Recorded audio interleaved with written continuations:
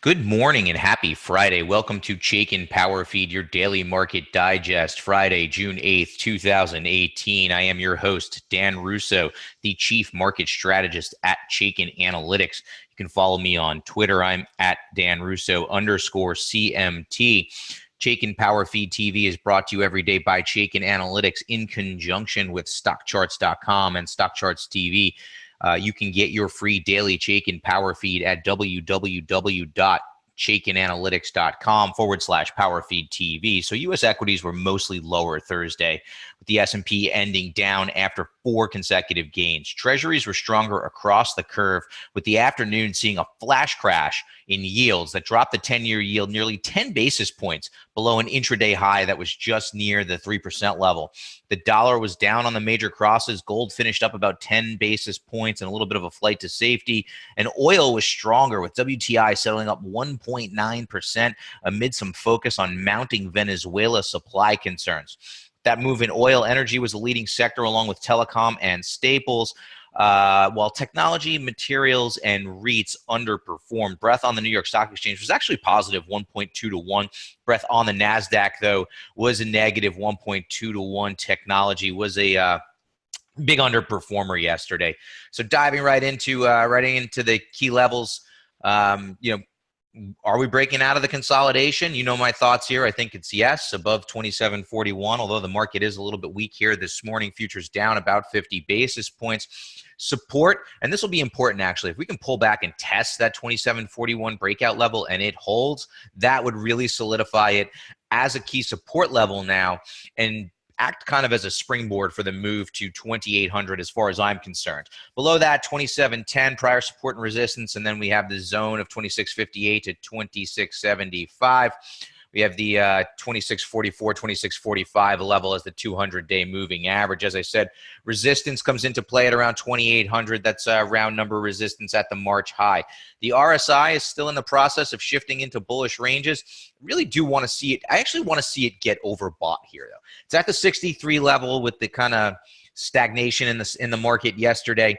I would love to see the market make a move higher that takes the RSI over 70. That would give it to me like a momentum thrust that really tells you that the trend is in fact resuming to the upside. However, Chaikin money flow remains solidly bullish, so institutional investors are coming to the market, buying stocks, closing them near their highs. So that is a bullish sign. We remain of the view that the consolidation is resolving to the upside and that the secular uptrend is resuming.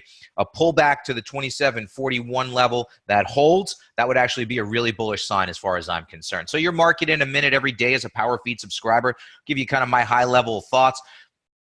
S&P 500, as we said, ended a 4-day winning streak. Oil rallied nearly 2% on supply concerns. The 10-year yield flash crashed nearly 10 basis points.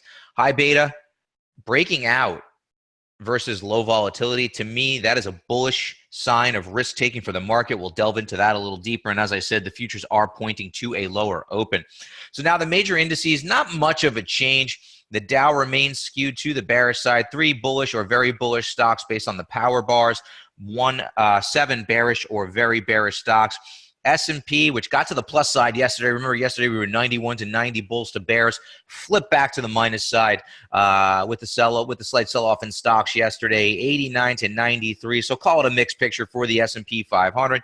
NASDAQ still skewed nearly 2 to 1 to the positive side, although you can see the major underperformance by the NASDAQ yesterday, down 78 basis points against a relatively flat S&P 500. Small caps, another barometer for risk, came under pressure yesterday as well, but the power bars are still skewed massively positive. 601 bullish or very bullish stocks for 247 bearish or very bearish stocks. And small cap land continue to favor the theme of small caps over large caps. You can see the big move higher in bond prices took yields down. We'll take a look at a chart of the 10-year Treasury yield a little later in the show. And as we said, with the move higher in oil on supply concerns, energy stocks moved higher. We're going to delve into the oil chart a little bit, why I think there could be more downside in the price of the commodity, why that might not necessarily be good for certain parts of the energy complex, but could be a positive for the refiners, and we'll dig in on one of those today. So according to the Chaikin Power Bar, small cap stocks are more bullish than large cap stocks.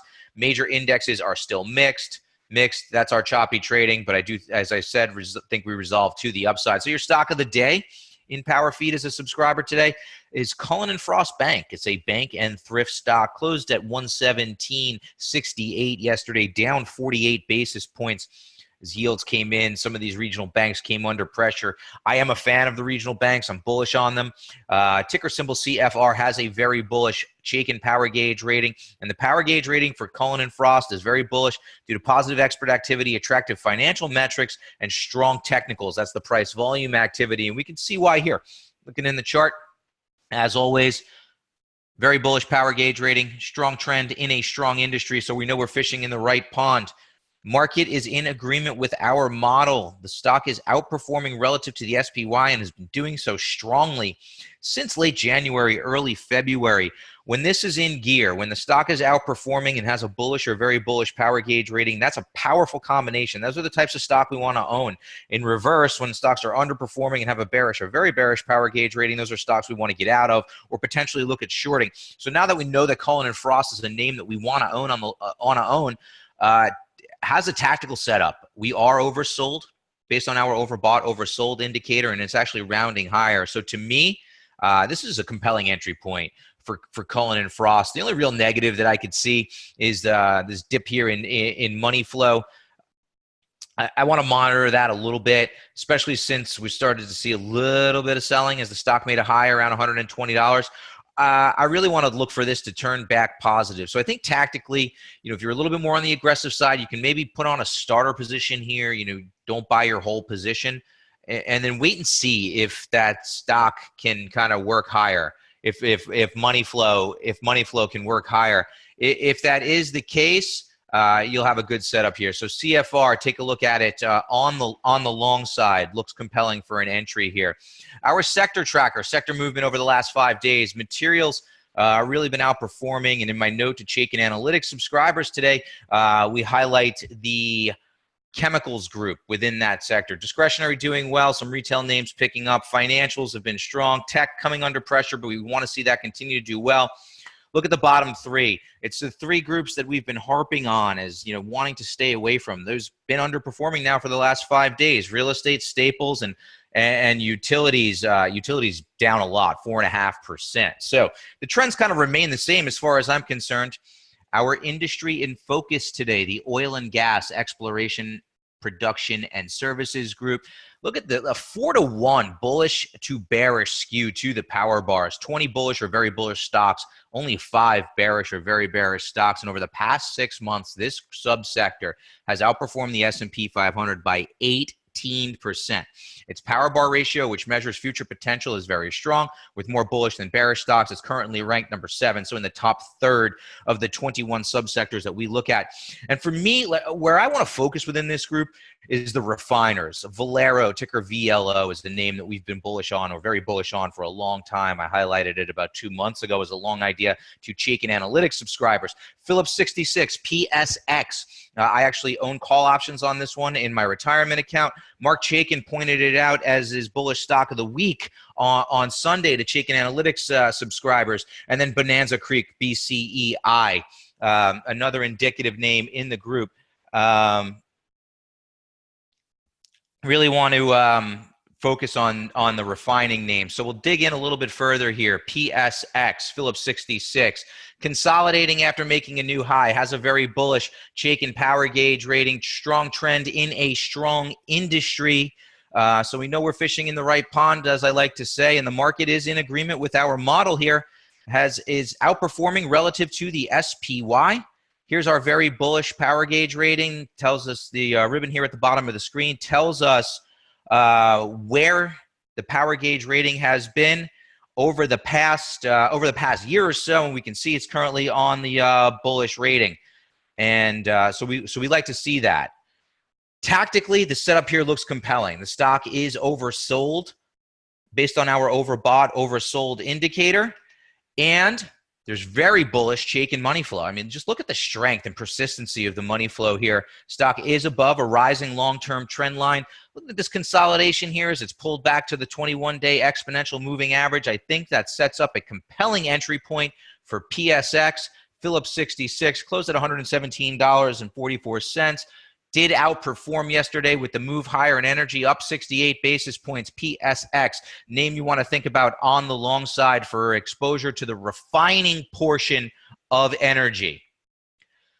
Some of the trending names, yesterday's gainers. APA was an energy stock. Allergan, very, very bullish stocks. AGN up 5%. McDonald's, a little bit of corporate news there, announcing a restructuring, neutral stock, but that did get the stock moving up 4%. FTV and FTI. FTI has a bullish rating and was up 4%. That's a name you probably want to dig in and do a little more work on the long side. The bearish side is not something that I want to see. And what I say that is, look at the losers yesterday. Lam Research, LRCX, semi-cap equipment company, down 5%. AMD down nearly 5%. Semiconductor stock. You know what I feel about technology. Technology is 26% of the S&P 500. We want to see that do well. And in particular, within that group, we need to see semiconductors doing well, because if semiconductors are 90% correlated to the S&P 500. We want that group to do well as a sign of leadership. So keep an eye on that, monitor those trends. Moving on, as I said, oil rallied, but the trend appears to be changing. And here's why I say that. You know, you can see as we made, stocks, oil in a steady uptrend over the course of the past year. But then when it topped out around $72 about a month and a half ago, there was this negative divergence between price and momentum. We've now fallen below the 50-day moving average, which has gone from up to flat, remain above the 200-day moving average. I would not be surprised to see oil pull back to this kind of $60 level, test the bottom end of this support zone, and see if it can hold. I think it will hold there at the $60 level. You notice that even with a move down, the RSI appears to be shifting to bearish ranges after that negative divergence, so we're going to monitor that. We have not hit oversold yet, but it's something we're monitoring. And the other thing that we're monitoring closely is this shift, this little blip into bearish Chaikin money flow. Now, that has happened before, so it's not we're monitoring it right now, but the trend does appear to be changing for the price of crude oil, so that's something we're going to continue to keep an eye on. The 10-year yield, as we said, it flash crashed yesterday. It went down. I mean, it went down below the 2.9 level towards 2.87. It flash crashed more than 10 basis points intraday. That's not something you normally see. It did, however, rebound off the 50-day moving average. It is above support in the 275 to 285 zone. The 200-day moving average is at the key breakout level of 2.6%. So I continue to think that yields are going to work higher. Would not be surprised to see us move back above 3%, actually overshoot to the 3.2% mark. I do think that yields will continue to work higher. I think that that will be a positive for financials. I think that will be a negative for the bond proxies. You've heard me say it here. I want to avoid real estate. I want to avoid utilities. Moving on now to another theme that I've looked at that kind of points to risk-taking in the market, and it's high beta versus low volatility. And the chart here is the S&P 500 high beta ETF relative to the S&P 500 low volatility ETF. And you can see a steady uptrend off this August-September lows from last year. Take out the 200-day moving average and continue to move higher. The 200-day moving average of the ratio is moving higher, and we've broken out to a new high here. That, to me, is a sign of risk-taking by investors. If you're willing to own high beta names over the low volatility names, kind of similar to owning small cap names, kind of similar to owning high yield debt over treasuries or investment grade debt, it just speaks to a willingness by investors to take on risk. And you can see that the RSI has shifted into bullish ranges. I think this is a compelling theme in the market that I've been watching, and I think it speaks to investors' willingness to take on risk. So as we take a look at the sector level, healthcare and technology still the top two sectors in the market based on their power bar ratios. Financials upticking now.